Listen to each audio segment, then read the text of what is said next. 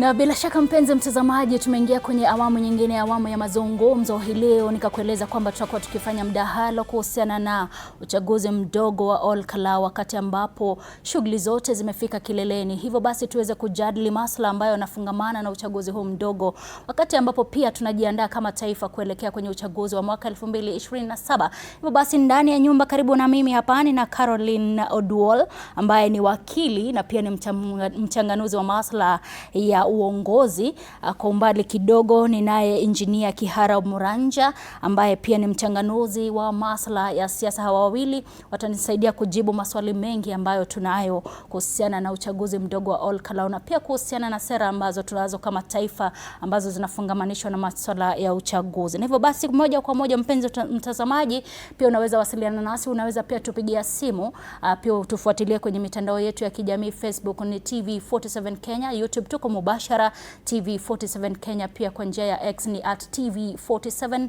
Unaweza pia kutupigia simu moja kwa moja uweze kuwauliza wale ambao ni wataalamu wa masuala ya siasa kuhusiana na masuala haya ya uchaguzi. Asanteni sana kwa kufika hapa. Na nitaanza kwanza na wewe, maana uko karibu na mimi, wewe ni mwanadada na leo naona we are twinning kabisa. Na shukrani. Na nitaanza moja kwa moja kuhusiana na uchaguzi wa Ol Kalou. Ni kilele, maana hapo kesho ndio uchaguzi unafanyika, ni maandalizi tu ya mwisho tu. Sijui kwa mtazamo wako vile ambavyo tumekuwa tukiona shughuli zikiendezwa, makampeni zikifanyika, masuala ya kuweza kufika pale kupiga kampeni, sijui kwa mtazamo wako umeona vipi? Tuna maadili ambayo yanafaa wakati ambapo tunafanya kampeni kama wakili? Kama wakili naona kwamba there's room for improvement. And of course tuliona ile violence ikifanyika pale, tuliona pia wanasiasa wakilaumiana kwamba huyu anafanya hivi, yule anafanya vile. Na ile ambayo ni uchungu zaidi ni kwamba yule mwananchi ambao yeye hatima yake itaenda kuamuliwa kesho wakipiga kura, ni vipi yeye ndio is not the center of attention. So for me naona kwamba kama jamii bado tuko na njia ndefu ya kuhimisha lile lengo letu ambalo tuliweka kwa katiba kwamba tunataka jamii ambayo inazingatia maendeleo, inazingatia amani, na jamii ambayo inaheshimu uamuzi wa mwanadamu, na kwamba uamuzi wetu mimi na wewe ama mwanadamu yoyote, Mkenya yoyote, kwamba ni the same weight, hakuna ile ambayo iko mzito kuliko mwingine. So kwa kifupi mimi naona kwamba bado hatujakomaa vizuri kisiasa kama wa Kenya, ama hata naona kwamba viongozi wetu bado there's a lot that they need to do. And for me the issue should be reminding ourselves and going back to what is it that leadership should mean for Kenyans. Leadership should not mean violence.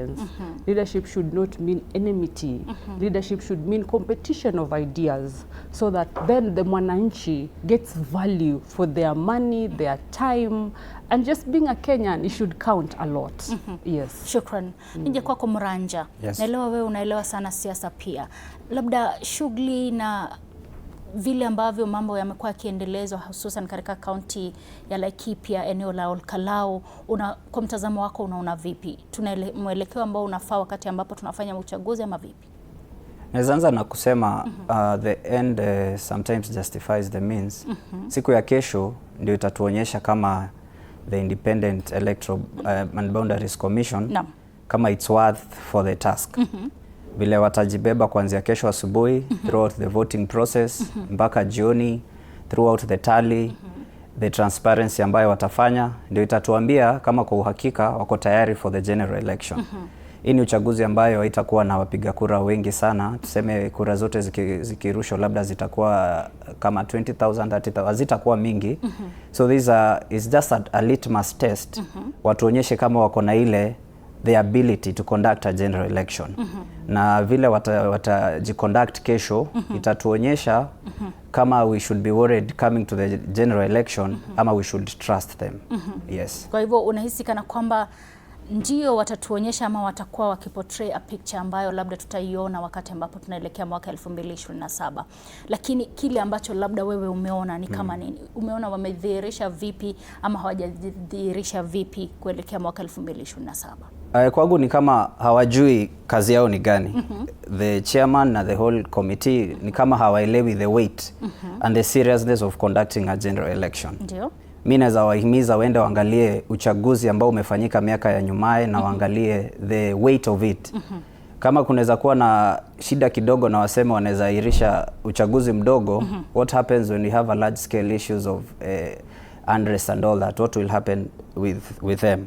So mi kwangu nimeona wako na wasiwasi kidogo, na ule referee, the chairman of the commission, anafaa kuwa man up enough, najue ndio referee na sifunzo kazi yake. Yes. Nitaja kwako wakili, unieleze iwapo tume ya IEBC kwa sasa kuna masuala mengi ambayo yanatarajiwa ama inatarajiwa ikaweza kufanya. Je, unahisi kana kwamba imetimiza mujibu wa sheria kulingana na uchaguzi huu mdogo? On my end, I see that they are trying their best in the circumstances. And I say that because, you know, we have to look at this picture wholesomely. There are several players in this particular contest and many others that will come. What is the role of leaders? What is the role of security apparatus? What is the role of Mwananchi in terms of probably allowing themselves or falling prey or even being taken advantage of by the leaders and being found up in the melee of the violence? And I say so because so that we don't over-focus and unfairly expect that which is not humanly possible from an institution.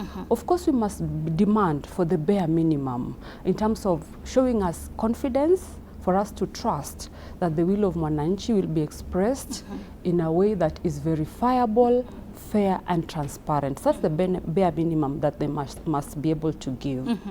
But I also say that I have seen them coming out strongly to do some things which in a way also communicates that they do not condone violence and they wish to see this election done in a peaceful way. So for me then is to say that what is it that they can continuously do to make sure they don't drop the ball and to make sure that they deliver on the will of Kenyans as will be expressed tomorrow. And that for me is very important, Chichi, because election is not just an exercise, you know. Election goes back to the sovereignty of the people. If you look at our constitution, Article 1 of the constitution, it says that we exercise our sovereignty either directly or through elected leaders. So that for them is very critical because it's one way of being sure that that sovereign will that they are donating to be exercised through an elected leader is done in a way through the leader that they want. So of course IEBC then becomes at the center of it to ensure that that happens. So far I think they have put their best foot forward, but as of course the fears shared my colleague is to say that they must not drop the ball. They must remain vigilant and must ensure that the free will of the Olkalau voter is expressed tomorrow in a way that is also communicated in a manner that satisfies those people that this was transparent and indeed this was my will. And my will doesn't mean that it must be what you want, you know. I mean, Kenyans are, and anybody else would be content to lose but sit back and say, I lost in a fair contest, in a contest where everybody who wanted to express themselves was allowed to do so. And that is the gospel that we must continue pushing on the institutions, all institutions which are mandated to run this election. And of course focusing more on IEBC because it's the grandmother, I mean really the grand and the center of all this. I asked that because tuliweza kusikia kauli ya yule ambaye ni mwenyekiti wa tume ya IEBC na kwa siku fulani akisema kwamba iwapo vurugu hizi ama masuala ambayo tunayaona katika eneo la Olkalau yataendelea, labda tutaweza kuhairisha ama labda we call it off kabisa. Je, hilo liliashiria nini kwanza, Moranja, kabla nije kwa akili kwako wewe, hilo liliashiria nini? Is our IEBC able, does it have the ability ya kuweza kumenyana na kile ambacho kiko hapo mbele? Maana ni mwaka 2027 tunatazamia. Hapa tu wanasema kwamba we can call it off ama labda tuairishe, na ni eneo moja tu. Labda kwako wewe uliona vipi wakati ambapo kauli hizo zilitoka kwa mwenyekiti? I think one of the qualifications for you to be the chairperson of the IEBC, you must be a lawyer. So everything you do must be grounded and based on what the law is saying. If there is violence and all that, what is the law saying as law and violence is concerned? Mi kwangu naweza taka tu kukupatia a simple analogy of what the election process is like. Sasa tuko kwa season ya World Cup, kuna mpira inaendelea na the election is like a football match. There are parties involved, there are players, na sasa huyu chairman ni kama the referee. Alafu kuna kitu inaitwa VAR. I know most of us can relate to Kweli. VAR. In this sense ni the other participants ambao wana observe what is going on in the election.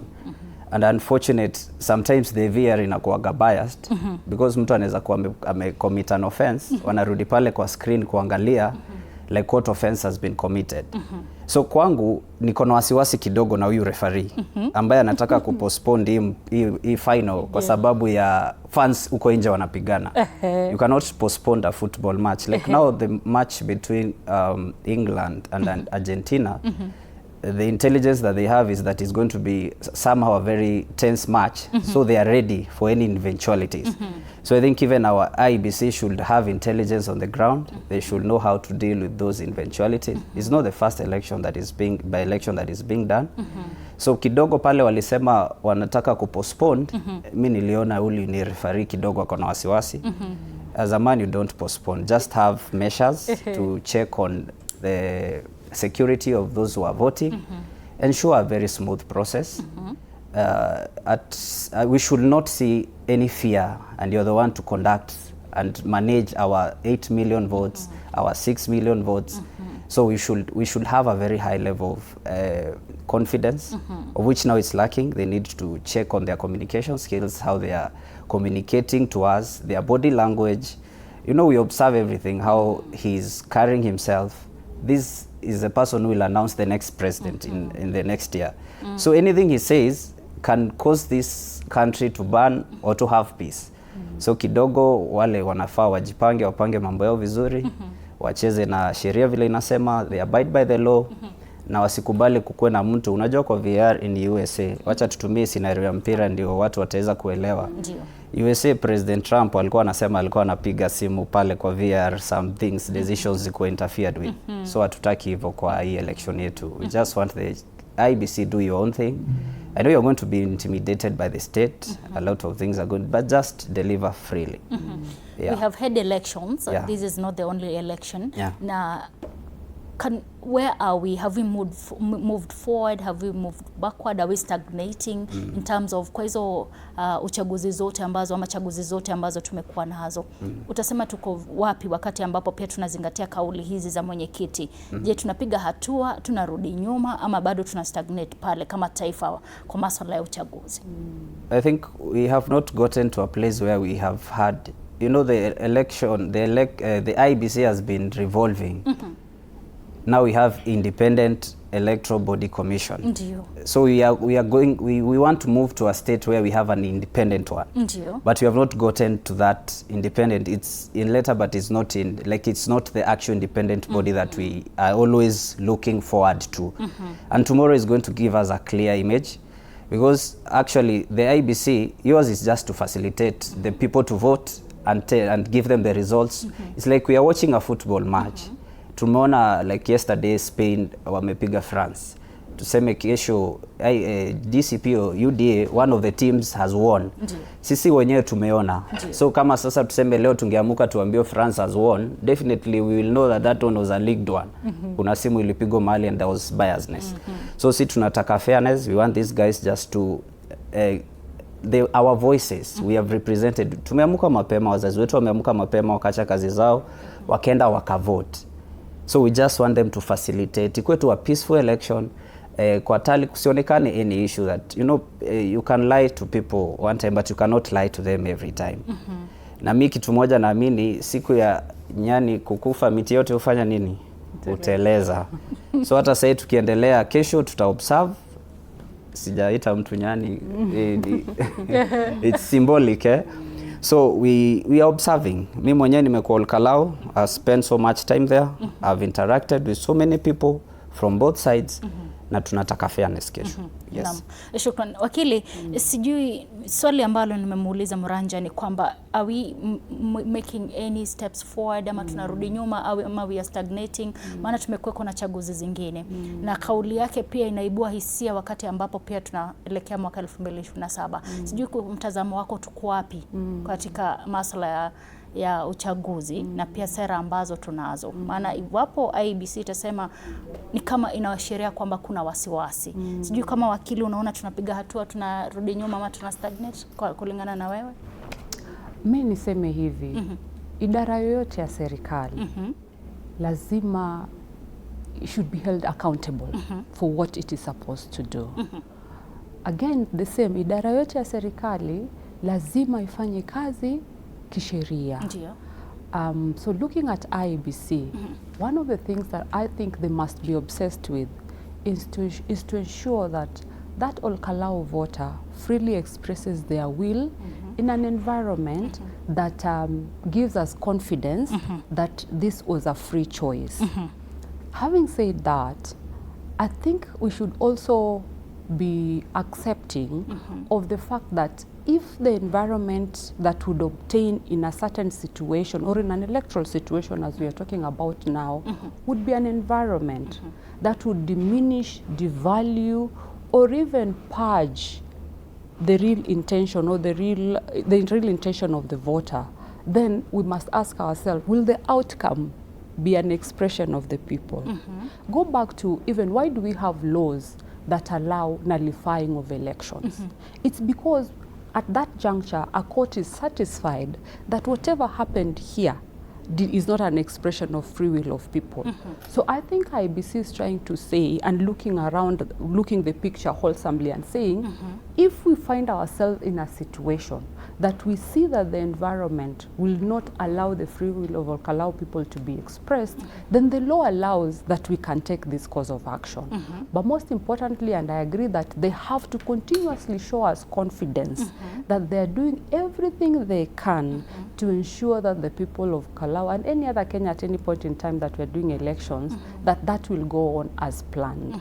Because we know that as much as the law may give them that leeway to nullify if it is justified, but we also know that the social repercussions of it can be very dangerous for a community that sometimes can be as volatile as ours.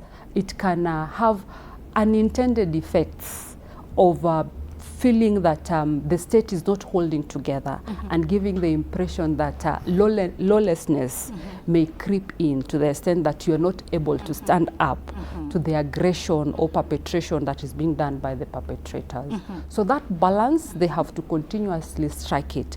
Give us confidence that they are capable and able to deliver on the mandate, but also give us confidence that should there be a situation that calls for saying justifiably the will of people might not be expressed here, but that should be as a matter of last resort, because it's such a draconian measure. It should never happen in any situation. Yeah. Thank you so much.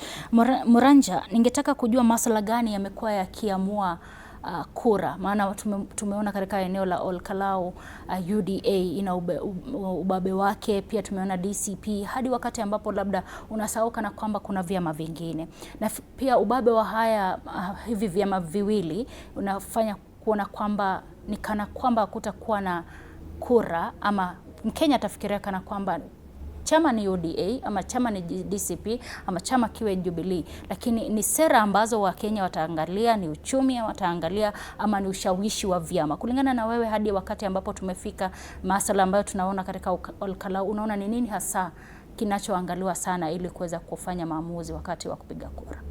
Kwanza naweza penda kusema the whole election in Olkalau is about perception.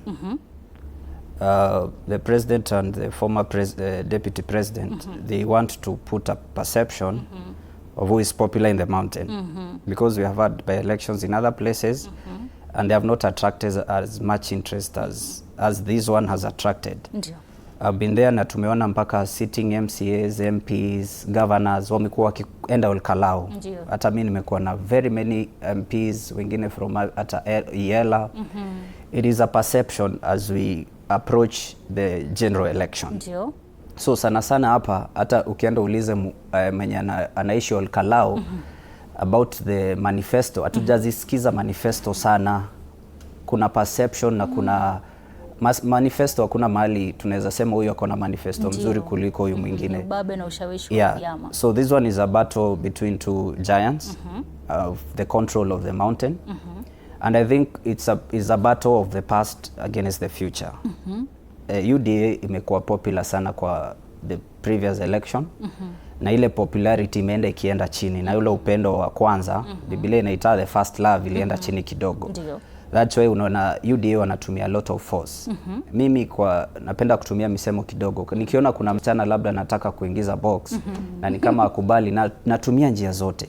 Nampeleka mahali pazuri, najaribu kununua zawadi. Ndio nione kama mwisho atakuwa bibi. Lakini kama ananipenda kwa ukweli, situmii a lot of gifting. Sasa ni the same thing na the voters pale Olkalau. Tumeona street machinery, wamepeleka train, wamepeleka boat, wamepeleka gas.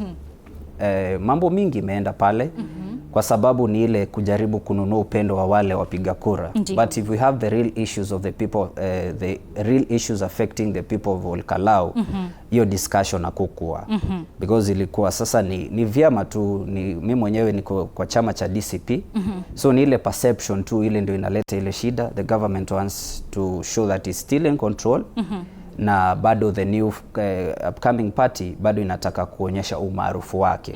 Na kwa sababu ni vizuri hiyo tu, that's politics, it's a good battle, but mimi wa shida yenye niko nayo tu ni pale tunaendelea mpaka tunatumia force na tunaanza kutumia violence na goons, na ilhali hii tu ni mchezo ya, we call it a friendly fire. Juu sisi wote ni wa Kenya. Ule mwenye anasimama wa UDA na huyu anasimama wa DCP, wote wametoka Olkalau. Wote ni wa Kenya. So we have to have a conversation that these guys, they are Kenyans like us. Hakuna mwenye anapigania kiti ambaye ni mtu wa nje. So we can have it is like a very good match. Bila hizi shida mingi, hizi vita mingi, wacha watu waende wapige kura yao vizuri bila. But sana nimesema ni perception. Hapa tunaweka ni kama a stepping stone towards 2027 election. Na kila mtu anafuatilia what will happen. DCP kishinda itasema, wanasema pale, tunasema kesho itakuwa mazishi either ya DCP ama ya UDA. Hiyo ndio slogan iko pale.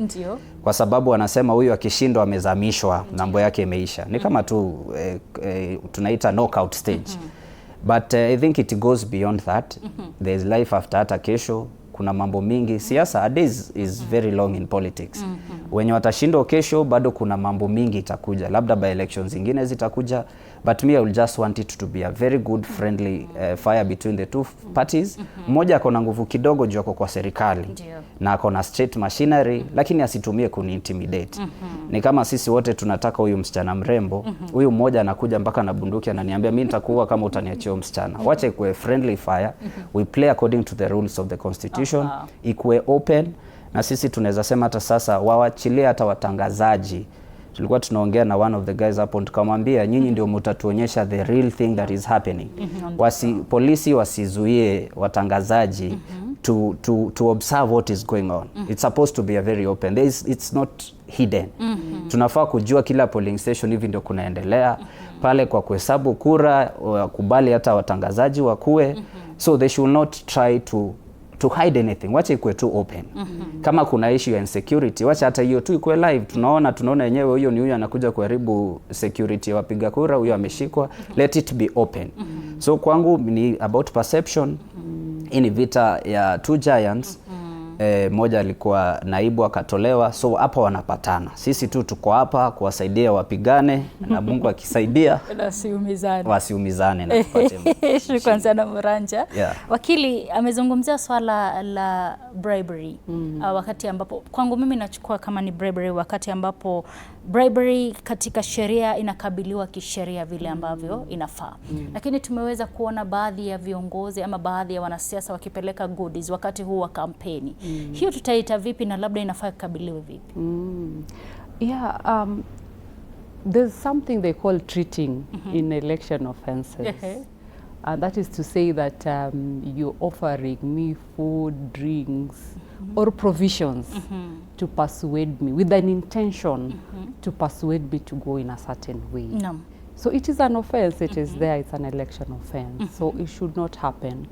But of course we are also reminded that if that is being seen as goodwill to provide, then it shouldn't be a big deal. But the question is, why is it happening now? Yeah, so then intentions can be inferred that this is intended to influence. So I would want to say that that's risks of treating. And the election offense, that particular election offense talks of it happening either before, during, and even after. So that for me is something that should be spoken about openly. The people involved in it should be told that this really is not the way to allow people to exercise their free will. But you also touched on something that I think it's important to also mention something about, the issue of the Giants contest. And I think it's really unfair to the people of Kalau because then that contest has overshadowed their local concerns as the people of Ol Kalou. Have they had an opportunity to say that as Ol Kalou, our priorities 1, 2, 3, and 4. The next leader, we hope that they will build on 1, 2, 3, and 4 to take us from here to there. That conversation has been killed, and it's unfortunate. It shouldn't happen like that. Constitutional democracy supposes that in any electoral contest, as we are seeing now, the local people must be able to prioritize what is dear to them, which is then escalated as development issues. So I think it's a conversation that we have to push against and say, you know what, you're not going to turn this into a contest of you political giants. This must be a contest of ideas that help the local people of Ol Kalou. I also wish to mention that in as far as also holding institutions accountable, and of course we go back to the issue of IEBC.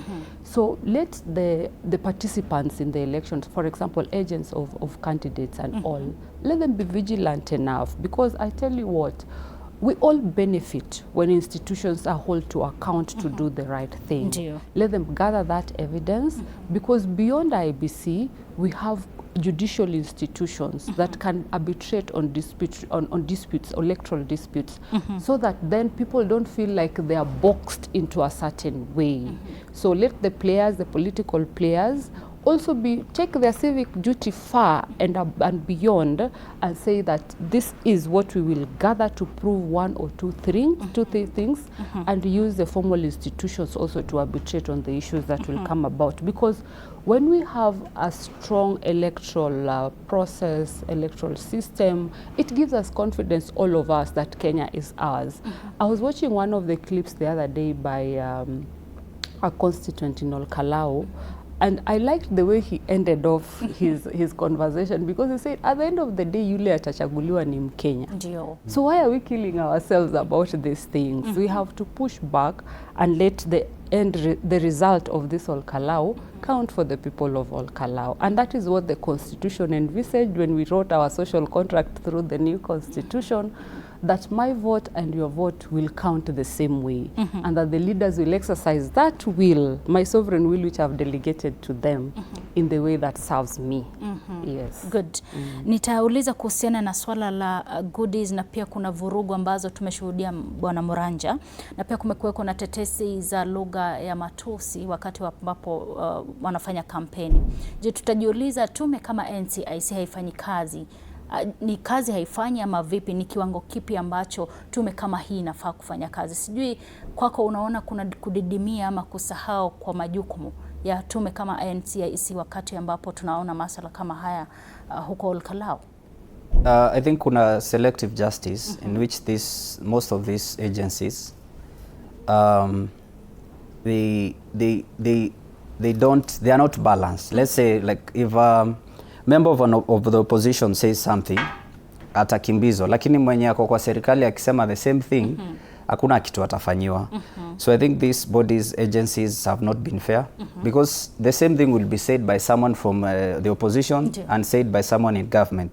The person in opposition will have a hard time as opposed to the person in government. So if these agencies are going to be independent, like wafanye kazi yao vile inafaa, then itakuwa rahisi ku counter these reformatory things that are being said, especially as we go towards the election. Na pango kuna lugha ya siasa. Kwa Kiswahili tulikuwa tunaziita sajili, ama zilikuwa zinaita aje hizi za way, mnaongea kwa soko, mnaongea kwa kanisa, mnaongea kwa siasa ya kawaida. Sasa kuna lugha ya siasa. Na saa zingine wanasemaga siasa si kanisa. In short, wanajaribu kukuambia pale, these guys are not polite enough. They'll just wataongea tu vile tutaongea vile tunataka. Hata mimi mwenyewe naenda najisikiza, nasema hapo kweli si kuongea vizuri.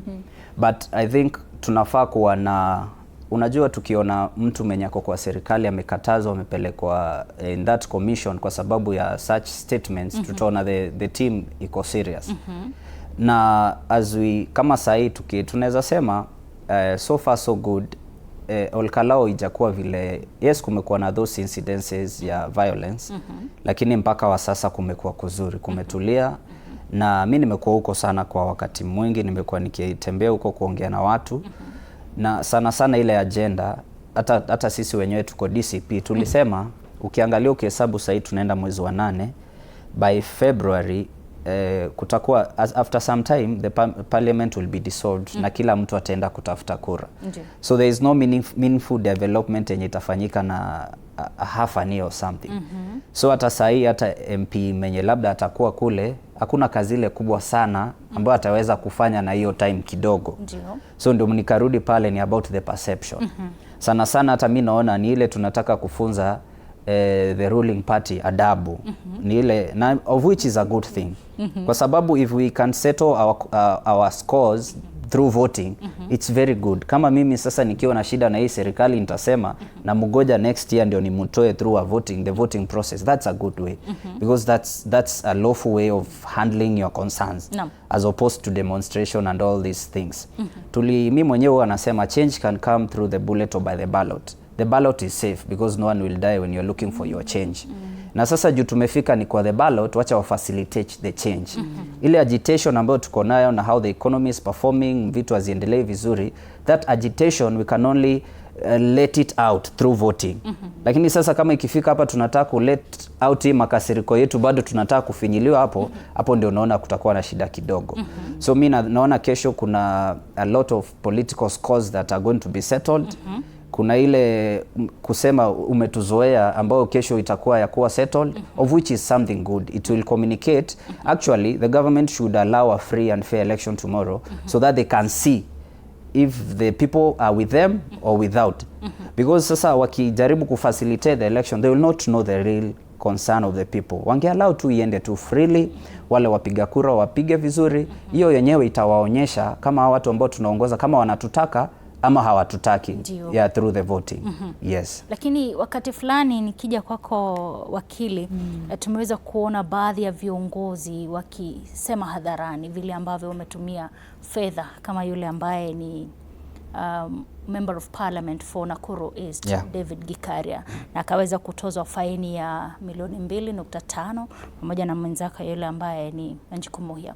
Lakini wakati ambapo wanafanya matamshi kama haya hadharani na wanayasema, na tunazungumzia masuala pia ya bribery, na pia tunaona wametozwa faini, kwa kiwango kipi ambacho kama taifa ama kama viongozi watakomaa kujua haya ndiyo ambayo yanahitajika wakati ambapo tunafanya kampeni, ama kushughulikiwa ndio mahakama imemshughulikia vile ambavyo inafaa, sheria imeshughulika, lakini kwa viongozi kuna ukomavu wa kuweza kutambua kwamba haya ni matamshi ambayo sifai kutoa wakati ambapo niko hadharani, ama vipi? Tuna huo ukomavu kama Wakenya labda? Bado, mimi naona bado.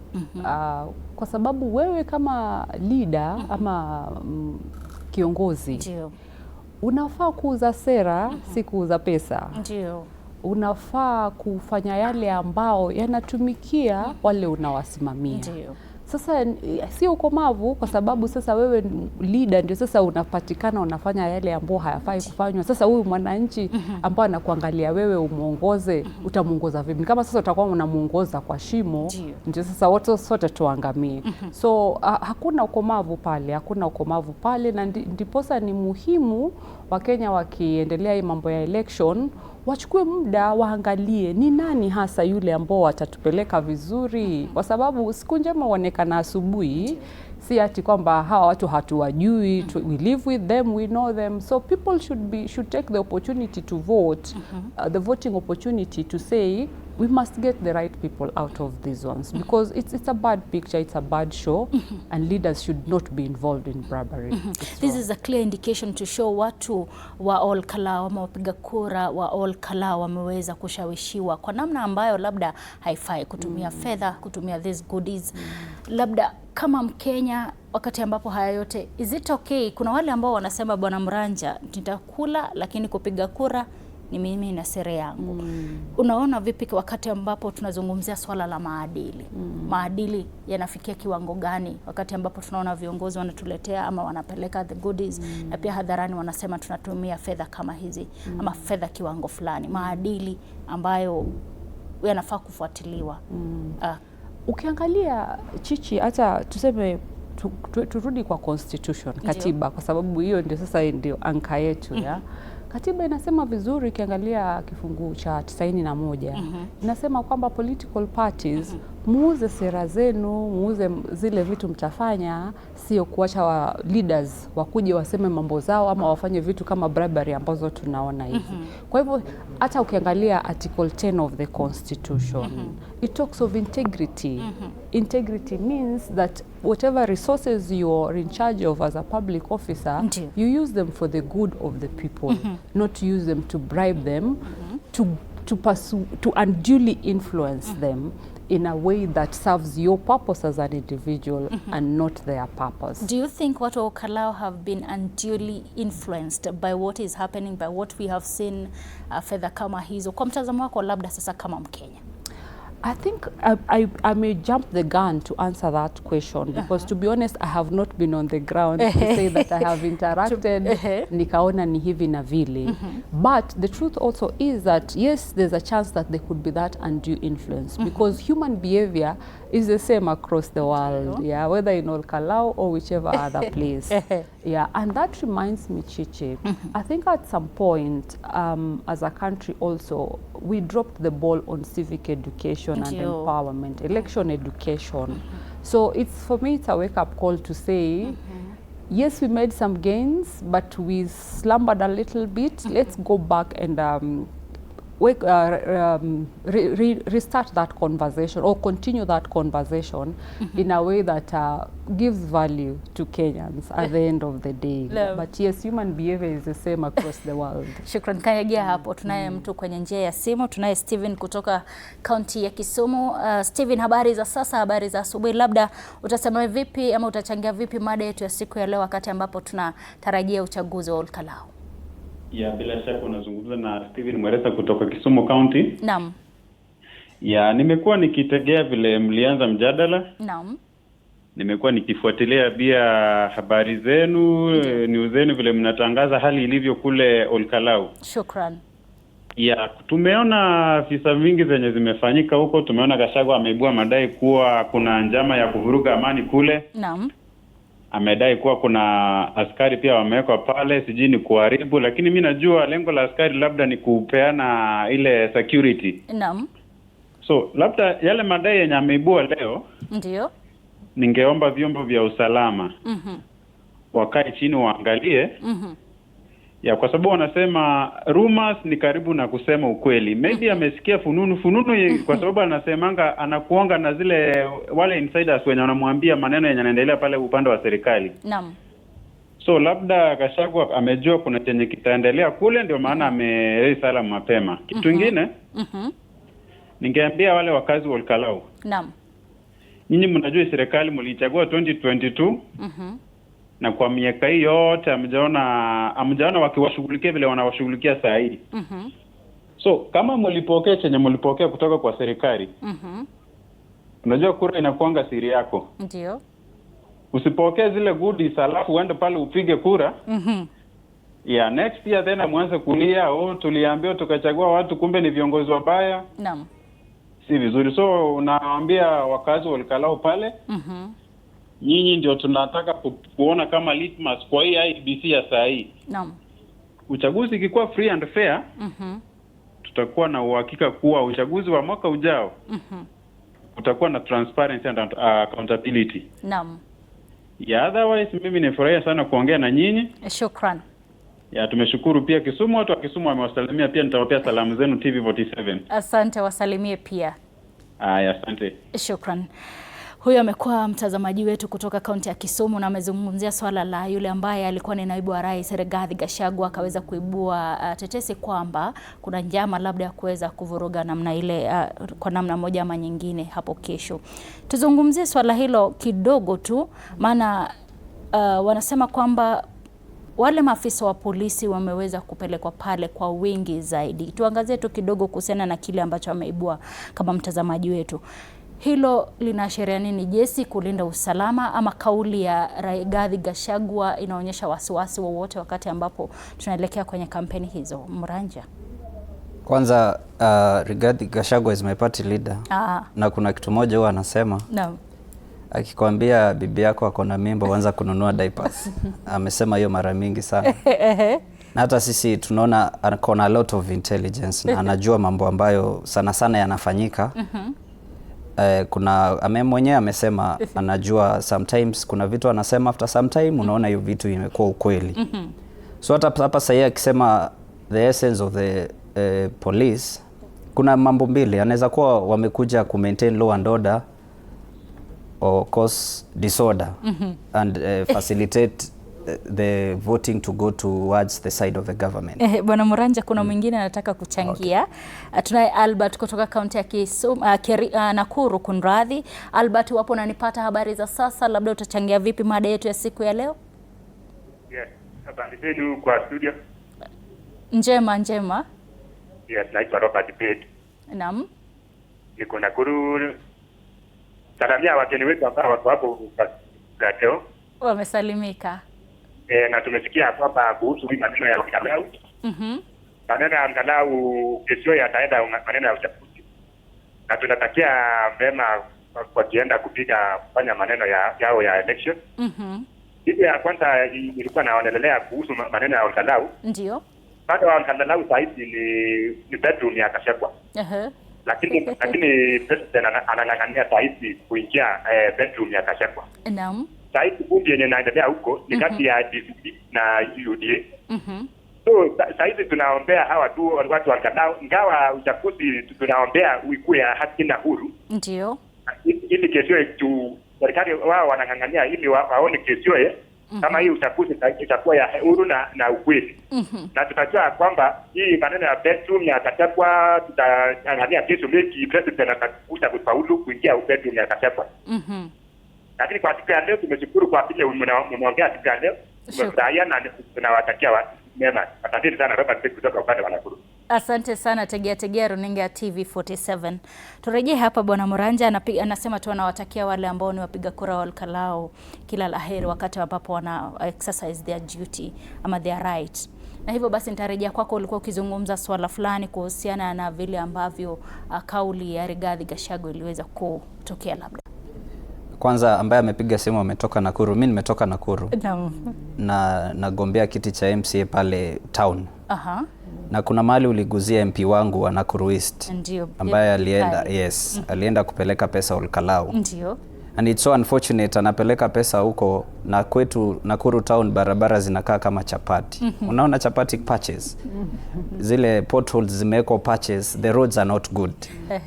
Ni unfortunate unapeleka pesa huko kwenda ku bribe, na sisi wakazi wa Nakuru town hatuna street lights, hatuna barabara. So unaona hizo ni miss priorities.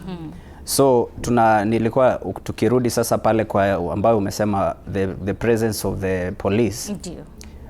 Sisi kama wa Kenya kwa ujumla lose trust na the security forces. One ni kwa sababu wanatumika kufacilitate hata gun activities. Unakuta guns wana-attack watu besides a police station.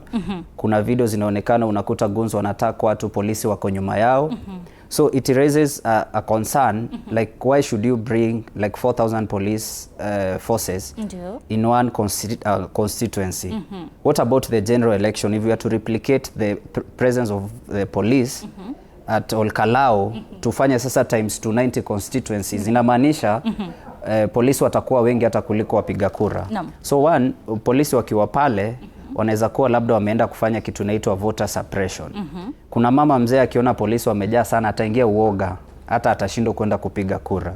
Number two, it can be the police are there to maintain law and order, which they are supposed to do because that's their constitutional duty. Hiyo ndio kazi ambao wamepatiwa. Na number three, wanaweza kuwa wanafuasi or there is a plan to rig the election, na kunaweza kuwa kuna vile wale watu wa kule watareact. So they are there to prepare for a reaction, because for every action there is a reaction. So those are the 3 things that wanaweza kuwa wamefanya pale, na mimi naweza taka tu kuomba wakuwe tu pale ku maintain law and order. Wale watu wenyewe, the people of Olkalau, vile nimeinteract na wao, wao wakiwa wenyewe hawana vita, hawapigani amongst themselves. Juu ni watu wanajuana, they are from a similar village, ni watu wamekuwa pamoja. Kule ni village, si kama huku town tunakuja watu hatujuani. Kule ni watu wamelelewa huko, wanajua ule ni nani, wamesoma pamoja. So it means those watu Olkalau kwa hawana ile mipango ya kuleta vurugu. So we are observing closely what is going on tomorrow. Na si tunaweza ambia tu the law enforcement forces wafanye tu kazi ambao walipatiwa, ile walienda training, na wasitumike sana kisiasa to settle political scores. Ini a political process, wacha iendelee vizuri. Kama kuna any issues, let them be handled vile tu sheria inakubali. We don't have shortage of laws and yes. Namshukuru sana Muranja. Nije kwako wakili. Swali la mwisho ningetaka kuuliza, maana muda umetupa kisogo. Ndio kila mmoja atapiga kura Olkalau, na labda katika taifa la Kenya wakati uchaguzi kuna vijana, kuna wanawake, kuna watu wenye ulemavu. Lakini sheria inawalinda vipi watu kama hawa? Sheria inawalinda vipi wanawake, vijana na watu wenye ulemavu hasa wakati ambapo wanapiga kura? I think, and that is where also the discussion of the security beefing should come up. And it's a balance. I agree, it's a balance.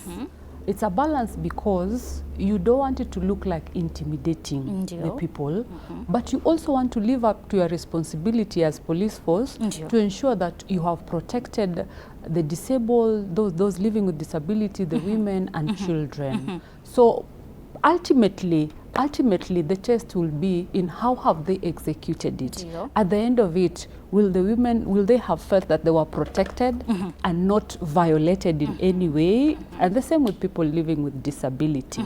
So for me, I keep saying that each and every of these opportunity is a moment to test our institutions as to whether they really can live up to the ideals of the Constitution, or do we just want to talk about it in flowery language? So Kenyans are watching and they want to see IBC, National Police Service, the intelligence, the DCI and all.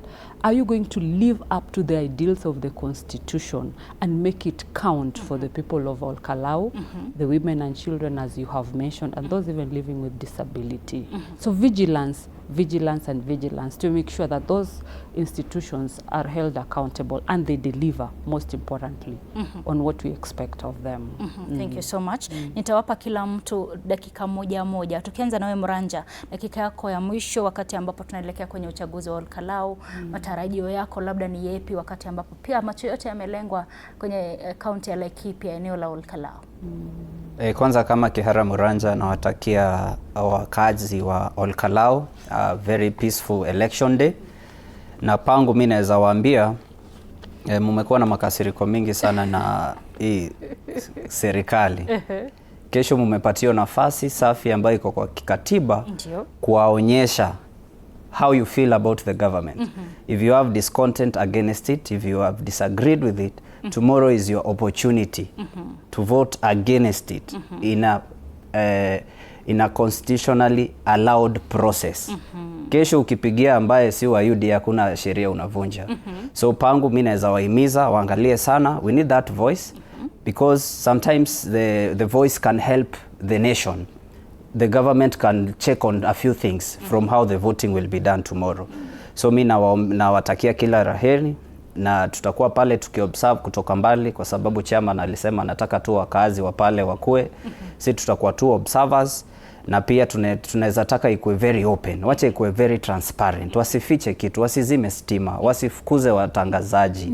Wacha si wenyewe tuone what is happening. Hata ingewezekana wange stream live. Na wewe pia umekuwa ground kwanza, mambo yako sawa, kila kitu kiko set, ama vile ambavyo ni vifaa ambavyo vitatumika wakati ambapo wanapiga kura, makaratasi, vijisanduku, hali imekuwa vipi maana umekuwa kwenye ground? The preparation is okay. Wachezaji wa ule mchezo wako tayari. Everything is set. Sana uchaguzi inaanzaga vizuri. Pale pa kumalizia ndio sijui shetani anatokaga wapi. Kali. Pale mwisho ndio tunataka tu kusema vile imeanza vizuri, hata utaona utulivu itakuwa, mambo inaendelea vizuri, na tunataka tu vile wataanza vizuri because everything is set. People have been trained, everyone has been, wamefanyiwa ile training yote ambayo inahitajika, wameambiwa what is expected of them. So kesho tunataka tu iendelee tu vile. Na nyinyi kama, because you are our that like nyinyi ndio tunaangalia sana, hata mimi nitakuwa nafuata mambo mengine kutoka kwa TV47 kwa sababu nyinyi mko na badge, mtakubaliwa hata kuingia kule ndani, mtuonyeshe like what is going on without fear. So sisi tunawawish all the best. Na mimi nimetumwa na salamu kutoka Biashara Ward Nakuru County. Shukran sana. Wamesema tunawasikiza sana, tunawapenda na asante kwa hiyo nafasi mmetupatia. Na muendelee kuongea bila uoga. Muendelee kuongea bila uoga. Shukran sana Muranja, salimia watu wa Nakuru pia. Asante sana. Wakili, dakika yako moja, labda utasema vipi kwa watu wa Ol Kalou na pia kwa Wakenya kwa jumla, maana tunaelekea kwenye uchaguzi wa mwaka 2027. Mimi nitahimiza watu wa Ol Kalou wajitokeze kwa wingi, wazungumze kwa ballot, waseme hivi ndivyo tunataka. Wasikubali kushahishiwa njia ambao hawangetaka kushawishika. Wafanye lile ambao wao kama wana Ol Kalou wanahisi kwamba itawa benefit wao wenyewe. But secondly also, I look forward to seeing that they are facilitated in a safe environment so that they are able to express their will. So I'm looking forward to the institutions that are mandated with ensuring their safety, that they do exactly that. And they must remember that they are bidding for Kenyans, not for the leaders who may be pushing them left, right, center, outside of the law framework. So they must always remember that. But I'm also praying and hoping that as Kenyans in Ol Kalou, they shouldn't allow themselves to be used by either of the political divides. They must remember that after tomorrow's elections, these people will have scored whatever fights they want to score against each other and leave Ol Kalou. They will remain as neighbors in Ol Kalou. So they shouldn't allow themselves to be used violently against each other.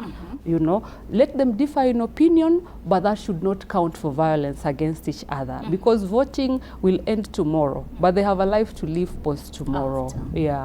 And also importantly, they should remember that all this that is happening now will have a lasting effect beyond tomorrow. You know, if for that person who will be hurt or maimed or done what for, they'll be remaining with hospital bills to take care of. Their economic activities will be hampered. So ultimately, in short, what I'm saying, that will allow the Kalou voter and resident, put yourself first. What is good for you? And that is what should count tomorrow. And lastly, of course, I hope to see at the end of it, that at the end of that by-election, that the institutions mandated to do it, IEBC, the Electoral Police, and all those players, I hope to see that they will speak in a way or conduct themselves in a way that tells us that we are progressing as a nation and we are maturing as a constitutional democracy. You and I know the blood and sweat that has been put in by those who came before us to ensure that we are in this space. So let us do them proud and do ourselves proud by doing the right thing. Thank you so much for your time. Nimeshukuru sana kwa kuweza kuitikia wito wa TV47. Tutawaita mara nyingine maana bado uchaguzi tunausubiri wa mwaka 2027.